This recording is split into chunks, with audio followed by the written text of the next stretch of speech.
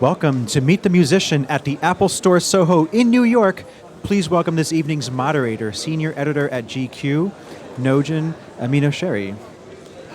Demi Lovato, that's who you're here to see. All right, let's bring her out to the stage. Oh, there she is. You guys like that? I'm a little verklempt, I'm not gonna lie. Let me compose myself first. Whew, fifth album. Tell us what's new. How's this different from the rest?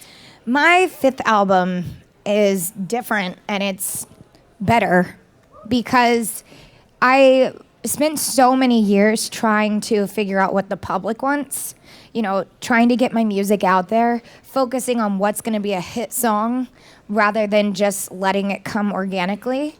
And when I was able to do that, when I was able to let go, going into this next album, I told myself, I was like, I don't care if it's gonna be accepted by everyone. What I want is, I want to make sure that I'm true to who I am and authentic to myself as an artist. So that's what's different on this album. Yeah. At what point did the title track and the name of the album come into focus? Well, I, throughout the album, had always said, I want my music to be empowering, and I want this album to reek of confidence. And, once we started making the music, and obviously I wrote a song with Max Martin, who's incredible, and some of the people that are at his camp. Whenever we wrote the song, it was called Confident, and we were like, okay, you know what? It's time to pick the album track name, and we went with Confident. There you go. Check it off the list. Checking what it a off. Great fit. Love it. Yeah. The other thing that's special about this album, it's the first one you put out on your own label. Is that correct? Yes. Tell us about that. So I started a record label called Safe House Records, and thanks. Right? Let's hear it. Come on. I started the label with one of my best friends, Nick Jonas, and also my manager, who's here over there, Phil McIntyre. What up? Phil.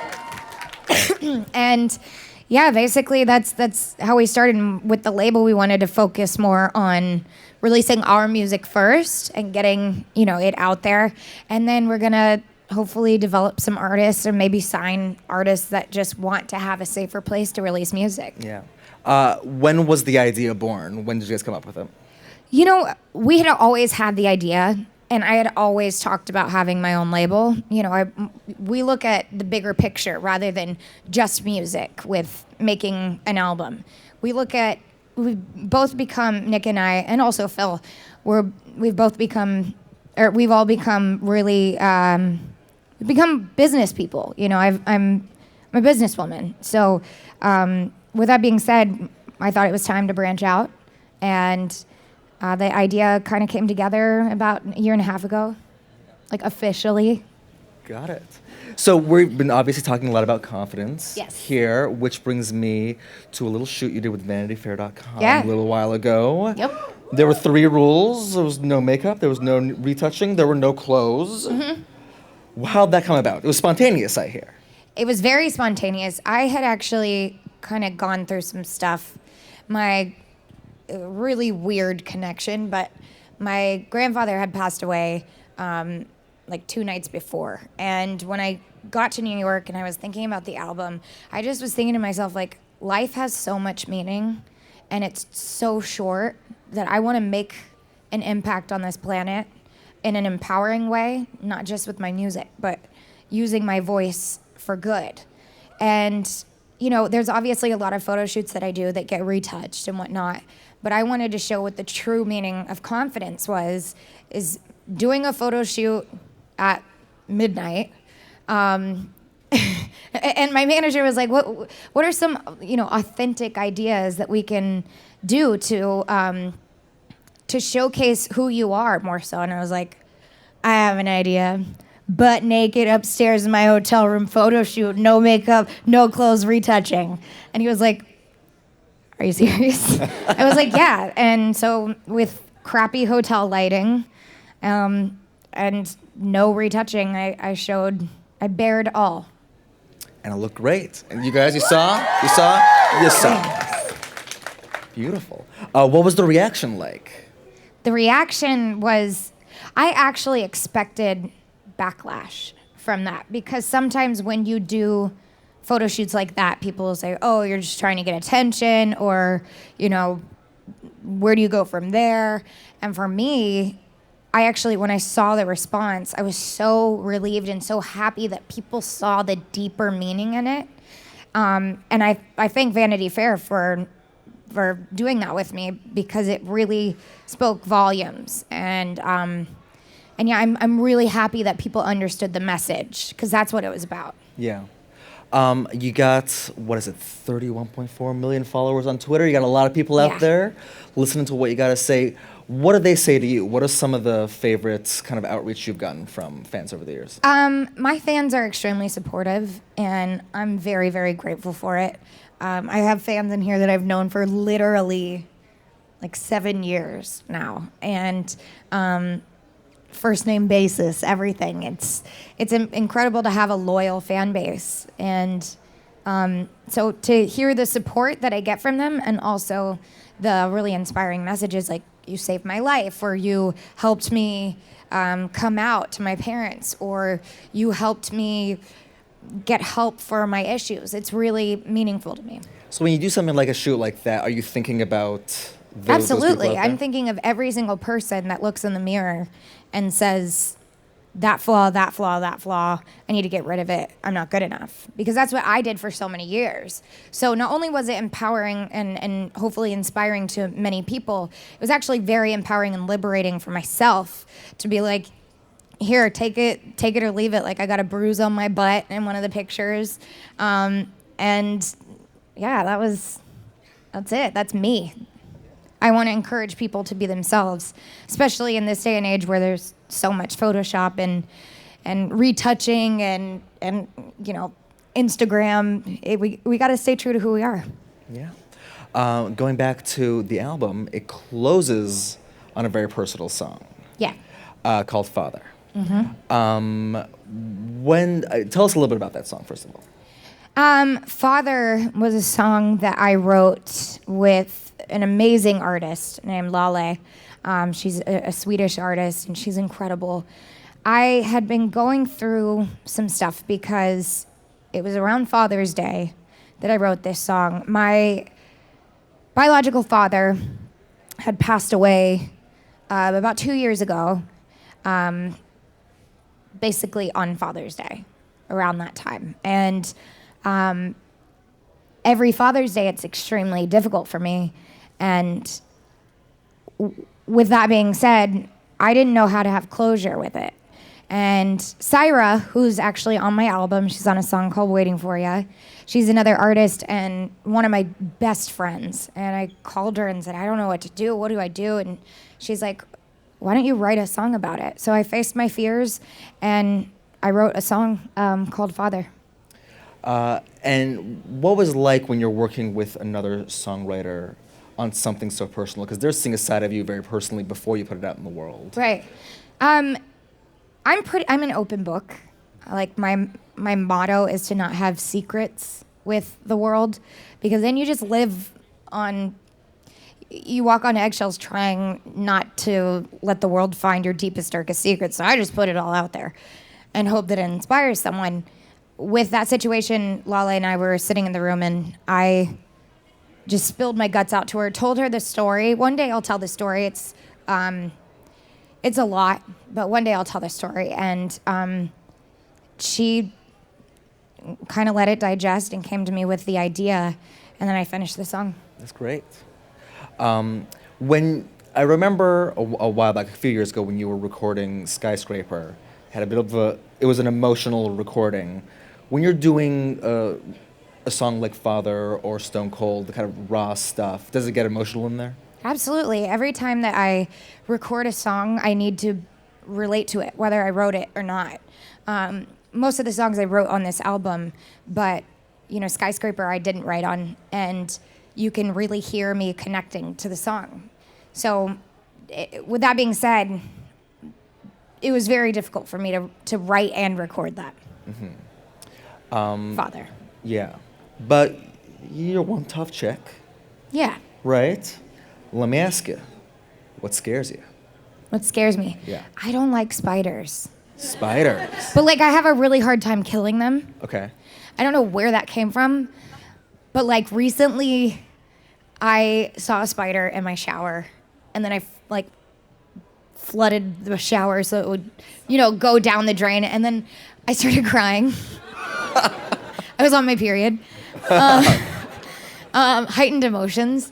But I started crying and I was like, it didn't deserve to die. And then that's kind of stuck with me every time I go to kill a spider, so I'm just like, let it go. As long as it's not in my bed, then Yeah. it's crossing my territory. Yeah. And I got to take care of it. Yeah.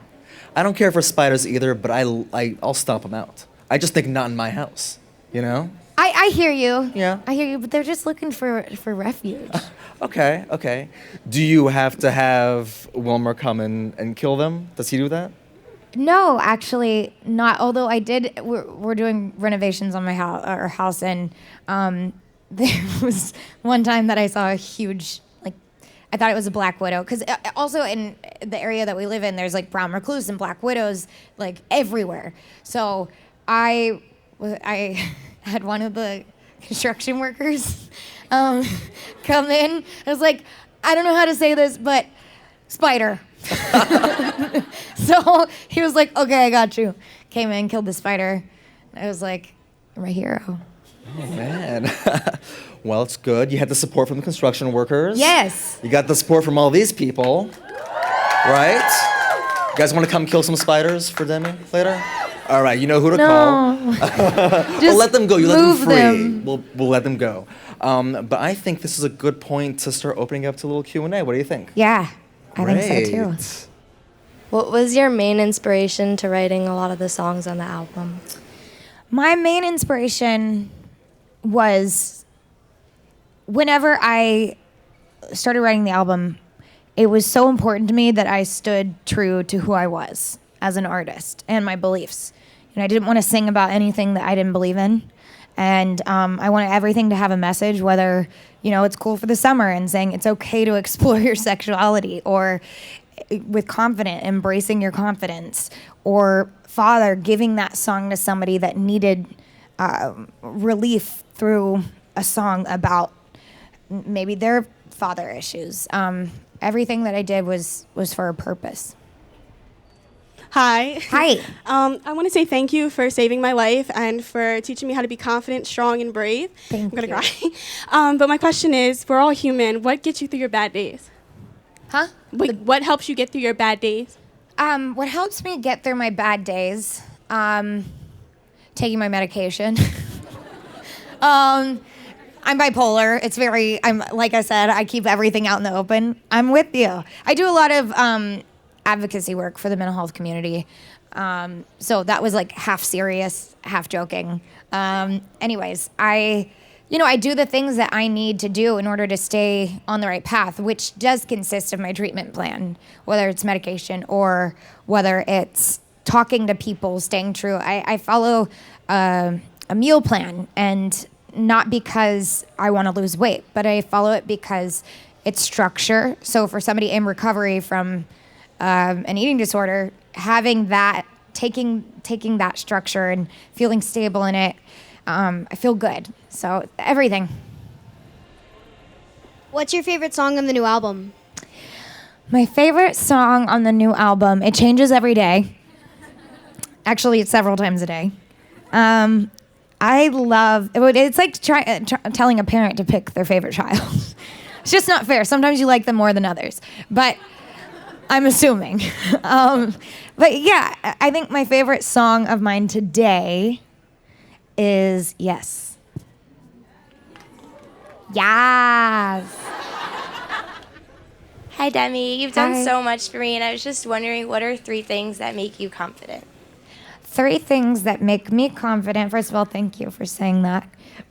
3 things that make me confident are my support system, the people around me who know me best and know how to take care of supporting me in times when I feel like I'm struggling or just having a bad day and in a bad mood. I think being honest and open. So even if it's something like I'm really irritated with the world today. Vocalizing that helps me. Sometimes you just have to take the power away from keeping an emotion inside of yourself. And another thing is staying true to my treatment plan. Right in the front. Oh, hello. Hey, if you were in the UFC and you were gonna walk out, what song would you walk out to? Confident, duh. I knew it. Or Waiting for You. Waiting for You is like, I'm gonna beat your ass. Hi, Demi. We came all the way from Bonaire. And Where? Bonaire. Where is that? It's a small island in the Caribbean. Wow, I'm gonna come visit. Yay, that was my question actually, because there's so much fan there. And we wanted you to come visit us. I will totally come visit. Can I come to your house? Yeah, sure. Okay. Hi, Demi. Hi. I just have one question. Good. What are you most excited? So we only have time for one. I have 10 questions. What are you most excited about to go on tour? Pretty much. I'm most excited to play my new songs and also sing my butt off.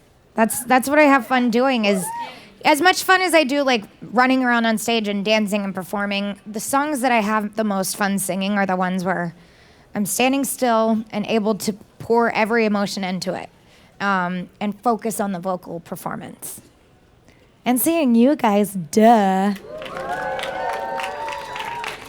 That was great. Well, thanks so much for coming out. Thank you. Talking to us. Yeah. It's been great. Thank you. Thanks, guys. Demi Lovato. Thank you guys so much.